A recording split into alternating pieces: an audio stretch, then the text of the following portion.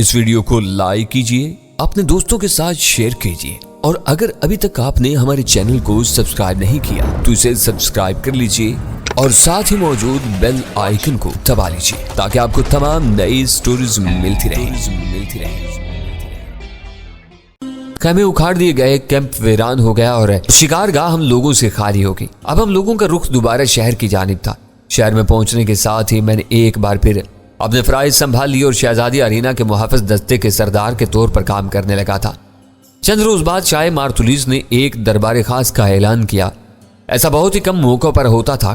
ہم دربار تو لگا ہی کرتے تھے، لیکن دربار خاص کبھی کبھی لگتا تھا، اور وہ بھی اس صورت میں کہ جب کوئی بہت ہی خاص موقع ہوتا۔ شاہ مارتولیس کی طرف سے یہ اعلان نہیں کیا گیا تھا کہ یہ دربار خاص کیوں لگایا جا رہا ہے اور اس کا کیا مقصد ہے۔ سارے لوگوں میں اس کے بارے میں چہمگوئیاں شروع ہو گئی تھیں اور طرح طرح کی کیا سرائیاں کی جانے لگی تھیں۔ شاہ مارتولیس نے میری جانب پیغام بھیجا کہ میں خاص طور سے دربار میں شرکت کروں۔ گو کہ میں شہزادی ارینا کے محافظ دستے کا سردار ہونے کی حیثیت سے دربار میں شرکت کا اہل نہیں تھا، اسی لیے مجھے اس بات پر حیرت ہوئی، لیکن میں کچھ سمجھ رہا تھا کہ میری طلبی کا مقصد کیا ہے۔ دربار کا دن ایک شاندار اور یادگار دن تھا۔ تمام امرائے سلطنت اپنی اپنی جگہ پر پروقار طریقے سے بیٹھے ہوئے تھے۔ آزوب بھی ایک طرف بیٹھا ہوا تھا۔ شہزادی ارینا بھی 16 سنگھار کی ہوئی دربار میں موجود تھی۔ مجھے بھی بیٹھنے کی ایک مناسب جگہ پر ایک نشست دے دی گئی تھی۔ میں خاموشی سے بیٹھا ہوا تھا۔ تمام لوگ دم سادے شاہ مارتولیس کے انتظار میں اپنی اپنی جگہوں پر بیٹھے ہوئے تھے، اور شہنشاہ کے آنے میں تھوڑی دیر باقی رہ گئی تھی۔ بالآخر نکارچی نے شاہ کی آمد کا اعلان کیا۔ تمام لوگ اپنی اپنی نشستوں سے اٹھ کھڑے ہوئے اور چند لمحوں کے بعد شاہ مارتولیس پورے شاہانہ وقار کے ساتھ چلتا ہوا دربار کے اندر داخل ہوا۔ اس وقت اس کے چہرے پر گہری سنجیدگی طاری تھی۔ بادشاہ اپنے تخت پر فروکش ہو گیا اور اس کے ساتھ ہی باقی تمام لوگ بھی اپنی اپنی نشستوں پر بیٹھ گئے۔ اس وقت سلطنت کے تمام امیر، وزیر اور رؤساء دربار میں موجود تھے۔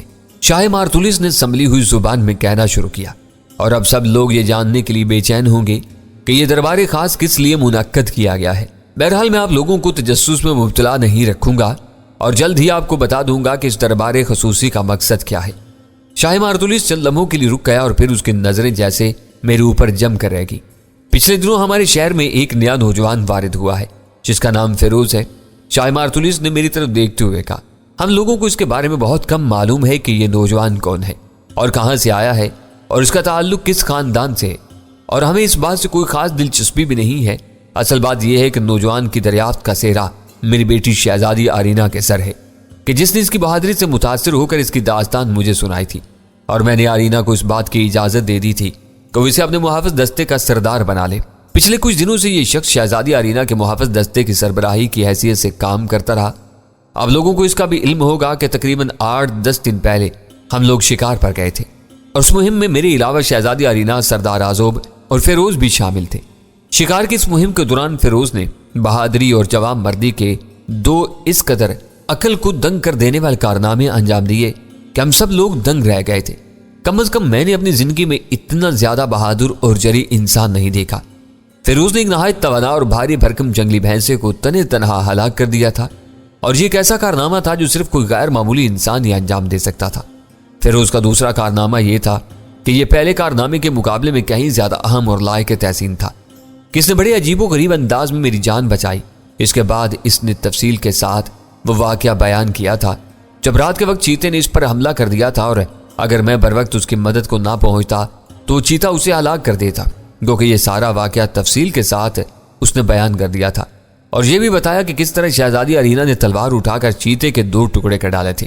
لیکن میں نے ایک بات خاص طور پر محسوس کی، اور وہ یہ تھی کہ وہ بالکل نظر انداز کر گیا تھا کہ اس نے اس پورے واقعے میں آزوب کا کوئی ذکر نہیں کیا تھا، نہ اس کی بزدلی کا، نہ ہی اس کی بہادری کا۔ بادشاہ واقعات کی تفصیل بیان کر رہا تھا اور حاضرین دم بخود بیٹھے ہوئے اس کی تقریر سن رہے تھے، اور سب کے چہروں اور آنکھوں سے زبردست حیرت نمایاں تھی۔ ان میں سے بیشتر کی نظریں بار بار میری طرف اٹھ رہی تھیں، اور ان میں میرے لیے تحسین و آفرین کے جذبات تھے۔ آزوب نے بھی 2-1 بار میری طرف دیکھا تھا، لیکن اس کی نظروں میں میرے لیے نفرت اور حقارت کے علاوہ اور کچھ نہیں تھا۔ البتہ شہزادی ارینا کئی بار میری طرف دیکھ کر مسکرائی۔ آپ لوگوں نے میری بات غور سے سن لی۔ شاہ مارتولیس نے اپنی دلچسپ تقریر ختم کرتے ہوئے کہا، فیروز اس وقت میرے اور آپ لوگوں کے سامنے دربار میں موجود ہے۔ فیروز نے میری جان بچا کر جو عظیم خدمت انجام دی، میں اسے اس کا صلہ دینا چاہتا ہوں۔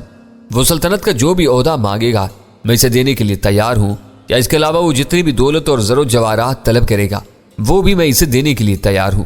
فیروز تمہیں چاہیے کہ تم اپنی زبان کھولو، جو کچھ تم مانگنا چاہو مانگ سکتے ہو۔ میں تمہیں زبان دیتا ہوں کہ تمہاری ہر خواہش پوری کروں گا۔ میں شہنشاہ عالی وقار کا بے حد ممنون ہوں کہ انہوں نے مجھے اس قابل سمجھا کہ اس بھرے دربار میں تمام لوگوں کے سامنے میری عزت افزائی کی گئی۔ میں بھلا آپ سے کیا مانگ سکتا ہوں؟ آپ نے مجھے جو کچھ دے دیا وہی میرے لیے بہت کچھ ہے۔ تمہاری سعادت مندی اور فرما برداری ہے نوجوان، شہنشاہ مارطلیس نے کہا، لیکن پھر بھی میں یہ چاہتا ہوں کہ تم مجھ سے کچھ مانگو۔ مجھے تمہاری خواہش پوری کر کے دلی مسرت ہوگی۔ تو کیا آپ وعدہ کرتے ہیں کہ جو کچھ میں مانگوں گا آپ مجھے دینے سے انکار نہیں کریں گے؟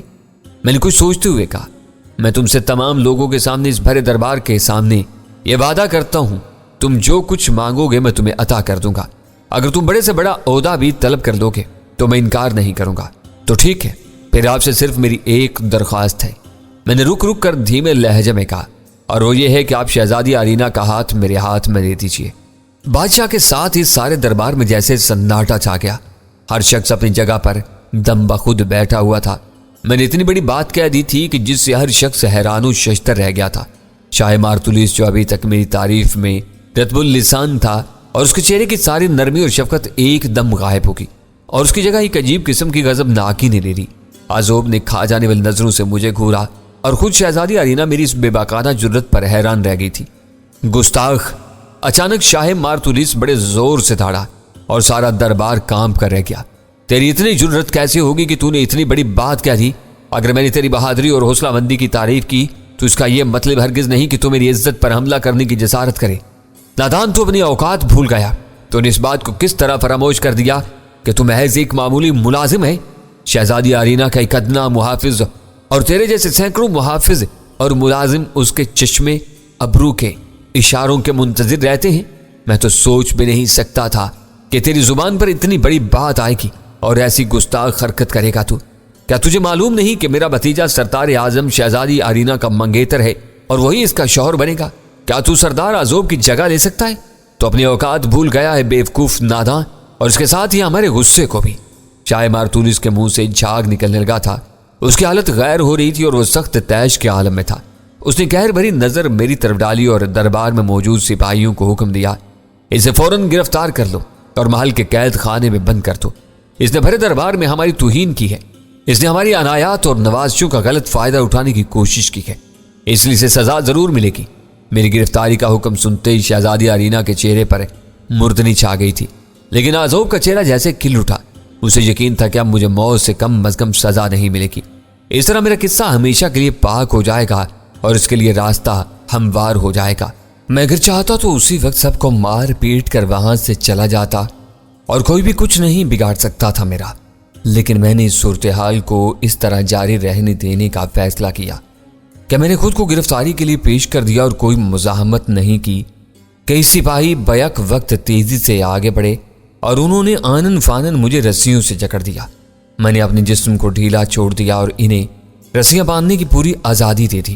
انہوں نے کئی بل دے کر میرے بدن کو خوب اچھی طرح رسیوں سے باندھ دیا۔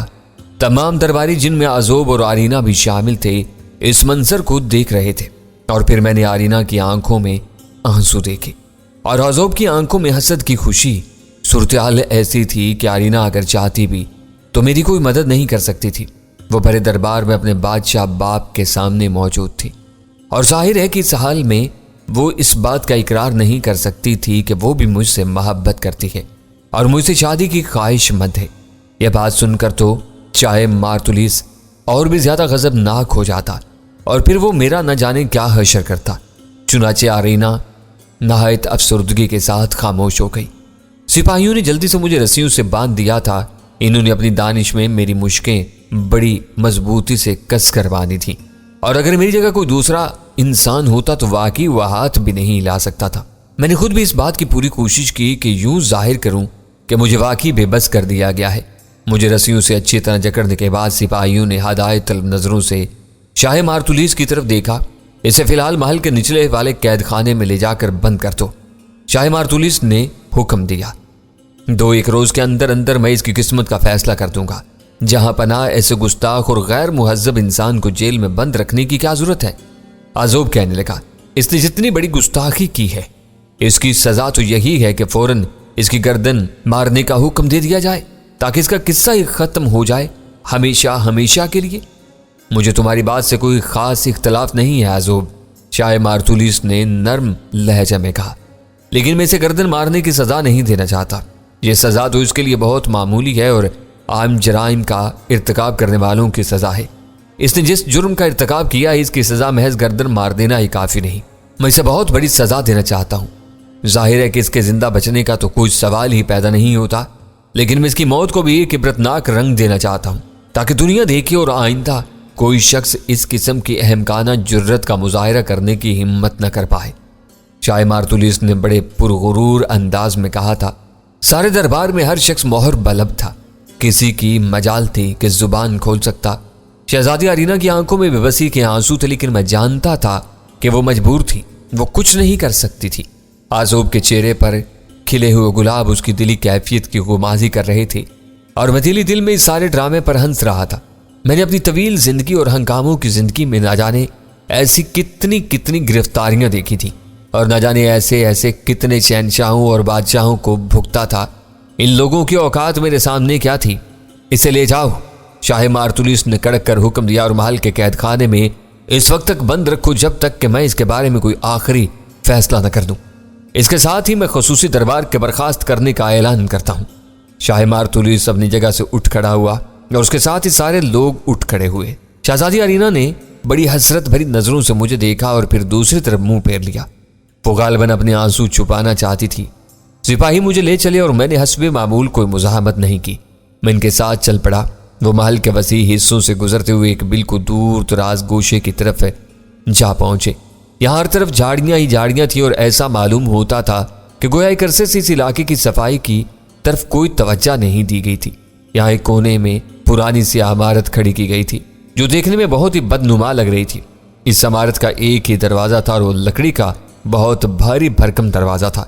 اس پر 2 پہرے دار متعین کیے گئے تھے۔ یہ کسے پکڑ لائے ہو؟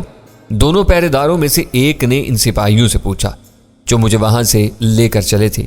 یہ شاہ مارطولیس کا قیدی ہے، میرے ساتھ آنے والے ایک پہرے دار نے جواب دیا۔ اس نے بھرے دربار میں شہنشاہ کی بے عزتی کی اور اب اسے عذاب ناک موت کی سزا دی جائے گی۔ اچھا، اس نے دربار میں کیا کیا تھا؟ اس پہرے دار نے پوچھا۔ اس معمولی محافظ اور ملازم نے بھرے دربار میں شاہ مارطولیس سے شہزادی ارینا کا رشتہ مانگا۔ میرے ساتھ آنے والے پہرے دار نے جواب دیا۔ بھلا اس احمد کی جرت تو دیکھو، ظاہر ہے کہ شاہ مارطولیس اس کی سرکت پر برفروختہ ہو گیا ہوگا اور اس نے اسے قید میں ڈالنے کا حکم دے دیا۔ ابھی سے اسے چند دن تک موت کے انتظار میں گھڑیاں گزارنی ہوں گی۔ پھاٹک پر متعین پہرےداروں میں سے ایک نے چابی نکال کر پھاٹک کا بھاری قفل کھول دیا اور میرے ساتھ آنے والے دونوں سپاہی مجھے لے کر اندر داخل ہو گئے۔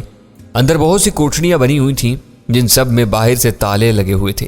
اب میرے لیے یہ معلوم کرنا مشکل تھا کہ یہ کوٹھڑیاں خالی ہیں یا ان کے اندر کوئی قیدی موجود ہے۔ بہرحال مجھے بھی ایک کوٹھڑی میں دھکیل دیا گیا اور اس کے ساتھ ہی میرے ہاتھ پاؤں سے بندھی ہوئی رسیاں کھول دی گئیں۔ سپاہی مجھے کوٹھڑی میں بند کر کے وہاں سے رخصت ہو گئے اور میں نے باہر سے تالا لگانے کی آواز سن لی۔ 2 دن تک میں کوٹھڑی میں بند رہا۔ شہزادی ارینا کے محل میں میرے سابقہ قید خانے کی طرح اس کوٹھڑی میں بھی کوئی کھڑکی یا دریچہ موجود نہیں تھا۔ کوٹھڑی کی چھت بہت اونچی تھی اور چھت پر ایک روشن دان بنا ہوا تھا جس میں موٹی موٹی سلاخیں لگی ہوئی تھیں اور یہاں وہی ہوا اور روشنی کا واحد ذریعہ تھا۔ مجھے دن میں ایک بار کھانا دے دیا جاتا اور وہ بھی دوپہر کے وقت، اور وہ کھانا بھی مقدار میں اتنا کم ہوتا تھا کہ وہ مشکل ہی ایک آدمی کے لیے کافی ہو سکتا تھا۔ تاہم ظاہر ہے کہ مجھے اس بات کی کوئی پرواہ نہیں تھی۔ تیسرے دن خلاف معمول شام ڈھلے میں نے کمرے کے دروازے کا تالا کھلنے کی آواز سنی۔ میں فوراً چوکنا ہو گیا۔ یہ غیر معمولی بات تھی۔ کھانا دینے والا سپاہی دوپہر میں آ کر کھانا دے چکا تھا اور اب کسی کے آنے کا سوال ہی پیدا نہیں ہوتا تھا۔ کون آ سکتا ہے؟ میں نے دل ہی دل میں سوچا۔ دروازے کا قفل کھلا اور پھر ایک چچراہٹ کے ساتھ دروازہ بھی کھل گیا تھا۔ شام کا دھندل کا پھیل چکا تھا۔ ایک سپاہی ہاتھ میں مشعل لیے سامنے کھڑا تھا۔ میں نے اسے پہچان لیا۔ یہ ان 2 پہرے داروں میں سے ایک تھا جنہیں میں نے پہلے دن قید خانے کے دروازے پر دیکھا تھا۔ سپاہی کے عقب میں شہزادی ارینا کھڑی ہوئی تھی۔ شہزادی تم؟ میں نے حیرت سے کہا۔ تم یہاں تک کیسے پہنچی اور پھر تمہیں آنے کی کیا ضرورت تھی؟ مجھے تمہاری محبت یہاں کھینچ لائی ہے فیروز، شہزادی ارینا نے جواب دیا۔ یہاں تک پہنچنے کے لیے مجھے پہرے داروں کو بڑی مشکل سے راضی کرنا پڑا ہے اور انہیں بھاری رشوت بھی دینی پڑی۔ یہ تمہاری زندگی اور موت کا سوال ہے۔ فیروز، میں نے بڑی مشکل سے تم تک پہنچنے کی راہ نکالی ہے۔ تم نے بھرے دربار میں جس جرت اور بے باکی کا مظاہرہ کیا ہے وہ اس شہر بلکہ اس ملک کی تاریخ کا ایک انوکھا واقعہ ہے۔ تم نے کمال کر دیا۔ میں تمہارے جذبے کی بے انتہا قدر کرتی ہوں اور مجھے ہر صورت میں تمہاری زندگی عزیز ہے۔ میں تمہیں زندہ دیکھنا چاہتی ہوں، خواہ تم میرے بن رہو یا نہ رہو، خواہ تم مجھ سے دور ہو یا نزدیک رہو۔ میرے لیے تمہاری زندگی بڑی چیز ہے، اس لیے میں نے تمہارے فرار کا پورا بندوبست کر لیا ہے۔ وقت زیادہ نہیں ہے۔ قید خانے کی عمارت کے باہر ایک برق رفتار گھوڑا تمہارا منتظر ہے۔ تم یہاں سے نکل کر اس پر بیٹھ جاؤ اور جلد از جلد اس شہر کے حدود سے باہر چلے جاؤ۔ مجھے امید ہے کہ رات ختم ہونے سے پہلے تم بہت دور جا چکے ہوگے۔ میں تمہارے لیے یہی کر سکتی تھی فیروز، اور میں نے اس کا پورا انتظام کر دیا۔ میں تمہارا تہہ دل سے شکر گزار ہوں شہزادی ارینا، میں نے سنجیدگی سے جواب دیا۔ لیکن تم یہ بات کیوں بھول جاتی ہو کہ میں تمہیں اپنا چکا ہوں؟ میں تمہیں دل و جان سے پیار کرتا ہوں اور کسی حالت میں بھی تمہیں چھوڑ کر نہیں جا سکتا۔ میں اتنا خود غرض نہیں ہوں کہ اپنی جان بچانے کی خاطر تم اس جہنم میں تنہا چھوڑ کر چلا جاؤں۔ پاگل مت بنو فیروز، ارینا نے جواب دیا۔ میں تمہاری ان جذبات کی قدر کرتی ہوں، لیکن یہ وقت جذباتی بننے کا نہیں ہے بلکہ عمل کا وقت ہے۔ تم قید خانے میں ہو اور تمہیں نہیں معلوم کہ باہر کیا کچھ ہو رہا ہے۔ عذاب کی تجویز پر میرے باپ نے تمہارے لیے بڑی سخت سزا کی تجویز رکھی ہے۔ مجھے کسی سزا کی پرواہ نہیں شہزادی، میں نے کہا۔ تم یہ بات اس وقت شاید نہ کہتے اگر تمہیں پتا ہوتا کہ تمہارے لیے کس قدر خوفناک، غیر انسانی اور ظالمانہ سزا تجویز کی گئی ہے۔ میری ہمت نہیں پڑتی کہ میں اس سزا کے بارے میں تمہیں بتاؤں، شہزادی ارینا نے کہا۔ تم اپنے اندر ہمت پیدا کرو اور مجھے اس سزا کے بارے میں بتاؤ، میں نے اطمینان سے کہا۔ میں ہر خبر سننے کا حوصلہ رکھتا ہوں، میری فکر مت کرو شہزادی ارینا، شہزادی ارینا نے کانپتی ہوئی آواز میں کہا۔ تمہارے لیے سزا تجویز کی گئی ہے کہ ایک بہت بڑے قدآدم برتن میں تیل کھولا جائے گا، اور جب تیل کھول کر خوب اچھی طرح ابلنے لگے گا تو پھر تمہیں رسیوں سے باندھ کر اس برتن میں ڈال دیا جائے گا، اور اس منظر کو دیکھنے کے لیے شاہ مارطولیس، عذاب اور دربار کے امراء اور رؤساء کے علاوہ مجھے بھی موجود رہنا پڑے گا۔ یہی شاہ مارطولیس کا حکم ہے اور تمہیں معلوم ہے کہ اس کے حکم کو ٹالا نہیں جا سکتا۔ تم کسی بات کی فکر نہ کرو ارینا، میں نے ایک بار پھر مطمئن لہجے میں جواب دیا۔ کچھ بھی نہیں ہوگا۔ فیروز، تم کہیں پاگل تو نہیں ہو گئے ہو؟ ارینا نے خاصی درستگی سے کہا۔ میں تمہیں اس قدر اہم بات سمجھا رہی ہوں اور تمہاری سمجھ میں کچھ نہیں آ رہا؟ میں تمہیں بتا رہی ہوں کہ تمہارے لیے سزا تجویز ہو چکی ہے۔ آج سے ٹھیک 2 دن بعد سپہر کو شہر کے وسط میں واقع میدان میں اس سزا پر عمل درآمد کیا جائے گا۔ میں چاہتی ہوں کہ تم ہر صورت میں اس سے پہلے یہاں سے نکل جاؤ، یہاں سے کہیں دور، اتنی دور چلے جاؤ کہ یہ لوگ تمہاری گرد کو بھی نہ پا سکیں۔ میں نے تمہارے فرار کا بندوبست کرنے کے لیے کتنی مصیبت مول لے لی ہے وہ میں ہی جانتی ہوں، لیکن تم ہو کہ حالات کی سنگینی کو سمجھنے کی بالکل بھی کوشش نہیں کر رہے ہو۔ آخر تم سمجھتے کیوں نہیں؟ جلدی کرو، گھوڑا باہر تیار کھڑا ہے، ایسا نہ ہو کہ کوئی اور آ جائے اور ہمارا بنا بنایا کھیل بگڑ جائے۔ سنو ارینا، میں نے سنجیدگی سے کہا، میں تمہیں یقین دلاتا ہوں کہ یہ لوگ میرا کچھ نہیں بگاڑ سکیں گے۔ یہ لوگ جو کچھ کرنا چاہتے ہیں انہیں کرنے دو، تمہیں اس سلسلے میں پریشان ہونے کی کوئی ضرورت نہیں۔ وقت آنے پر سب کچھ معلوم ہو جائے گا کہ میں کیا کر سکتا ہوں اور کیا نہیں کر سکتا۔ ایک بات کان کھول کر سن لو فیروز، ارینا نے بھرائی ہوئی آواز میں کہا، وہ لوگ تمہیں تیل کے کھولتے ہوئے برتن میں ڈال دیں گے اور اس کے بعد کوئی معجزہ بھی تمہیں ہلاکت سے نہیں بچا سکے گا۔ پھر میرے لیے اس کے علاوہ اور کوئی چارہ کار نہیں رہے گا کہ میں بھی خود کو ہلاک کر لوں۔ اگر تم اپنی ہلاکت کے ساتھ میری ہلاکت کے بھی در پہ ہو تو تمہاری مرضی، نہ تو میں مروں گا اور نہ تم مرو گی، میں نے اس کے شانے پر ہاتھ پھیرتے ہوئے کہا۔ اور تم یہ بھی دیکھ لینا کہ شاہ مارطولیس اور سارے لوگوں کی موجودگی میں میں خود کو تمہارے لیے اہل ثابت کر دوں گا۔ اس بزدل عذاب کی کیا مجال ہے اور کیا ہمت ہے کہ میرے ہوتے ہوئے تمہیں حاصل کرنے کا خواب بھی دیکھ سکے؟ اب تم اطمینان سے واپس جاؤ اور حالات کا انتظار کرو، میرے بارے میں پریشان ہونا بالکل چھوڑ دو۔ اگر تم موت کو بخوشی گلے لگانے کے لیے تیار ہو تو میں تمہیں اس سے کس طرح روک سکتی ہوں؟ ارینا نے بھرائی ہوئی آواز میں کہا، میں نے تو اپنی طرف سے اتنے سارے انتظامات مکمل کر لیے تھے، پہرے داروں کو راضی کر لیا تھا، گھوڑے کا انتظام کر لیا تھا اور تمہارے فرار کا پورا منصوبہ بنا لیا تھا، لیکن اگر تم خود ہی تعاون کرنے پر آمادہ نہیں ہو تو میں کیا کر سکتی ہوں؟ اچھا، اب میں جا رہی ہوں، تم سے اب دوسری دنیا ہی میں ملاقات ہوگی جہاں ہماری روحیں ہمیشہ کے لیے ایک ہو جائیں گی اور پھر ہمیں کوئی ایک دوسرے سے جدا نہیں کر سکے گا۔ ارینا آنسو بہاتی ہوئی دروازے کی طرف بڑھ گئی۔ مشل بردار پہرے دار دروازے کے باہر کھڑا ہوا تھا، اس نے ارینا کے باہر نکلنے کے بعد دروازہ بند کر دیا۔ تالے میں چابی گھمانے کی آواز اور اس کے بعد चारों तरफ सन्नाटा छा गया।